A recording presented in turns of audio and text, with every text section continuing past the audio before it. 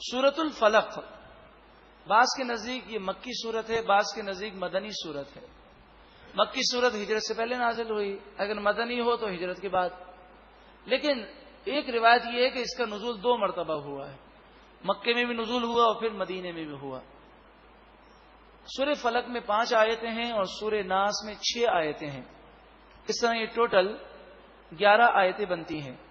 نبی اکرم صلی اللہ علیہ وآلہ وسلم پر جادو کرنے کی کوشش کی گئی تو یہ صورت نازل ہوئی، اور آپ نے جادو کا سامان وحی الہی کے مطابق کنویں سے نکالا۔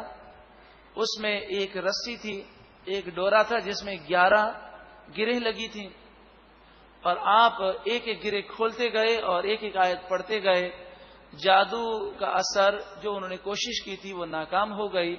آج بھی یہ سورہ مبارکہ جادو کے اثر کو توڑنے کے لیے بہت کارآمد ہے، یہاں تک کہ کوئی کتنا بھی پکا اور پاورفل جادو ہو، اگر یقین کے ساتھ کوئی 11 مرتبہ ان دونوں صورتوں کو پڑھے، اس طرح پڑھے، اول آخر 11 مرتبہ درود پاک پڑھے، ہر سورت سے پہلے بسم اللہ شریف پڑھے، پہلے سورہ فلق پڑھے، پھر سورہ ناس پڑھے، پھر سورہ فلق پڑھے، پھر سورہ ناس پڑھے، اس طرح 11 مرتبہ پڑھے، سورہ فلق پھر ناس، پھر سورہ فلق پھر سورہ ناس، اور پھر اپنے اوپر دم کرے، مریضوں پہ دم کرے، آنکھیں بند کر کے اپنے کاروبار کا تصور کر کے اس پہ دم کر دے، انشاءاللہ اگر جادو کا اثر ہوا تو ہمیشہ کے لیے ختم ہو جائے گا۔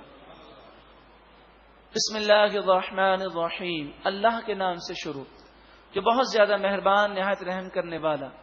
قل، اے محبوب آپ فرمائیے، اعوذ، میں پناہ مانگتا ہوں، برب الفلق، صبح کے رب کی، وہ رب جس نے صبح پیدا کی اس کی میں پناہ مانگتا ہوں، من شر ما خلق، ہر اس چیز کے شر سے جو اللہ نے پیدا کی، جتنی مخلوق ہے اس کے ہر شر سے میں اللہ رب العالمین کی پناہ مانگتا ہوں۔ ومن شر غاسق اذا وقب، اور اندھیری رات کے شر سے میں پناہ مانگتا ہوں جب وہ چھا جائے۔ اندھیری رات سے مراد چاند کی 29ویں شب ہے یا 30ویں شب ہے۔ نبی اکرم صلی اللہ علیہ وآلہ وسلم نے ارشاد فرمایا، ترمذی کی روایت ہے، اے عائشہ، 29ویں شب اور 30ویں شب اللہ کی پناہ مانگو۔ اور اس حدیث کی شرح میں علماء نے فرمایا کہ لوگوں کو بیمار کرنے کے جادو اکثر انہی راتوں میں ہوتے ہیں جب چاند چھپ جاتا ہے۔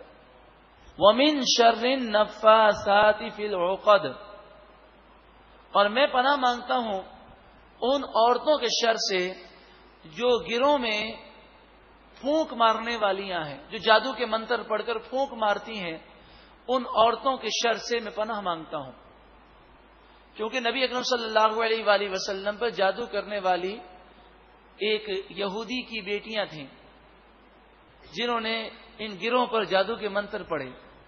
وَمِن شَرِّ حَاسِدٍ إِذَا حَسَدَ، اور میں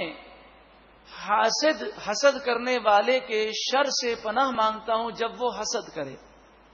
اللہ تعالی حاسدوں کے شر سے ہم سب کو محفوظ فرمائے۔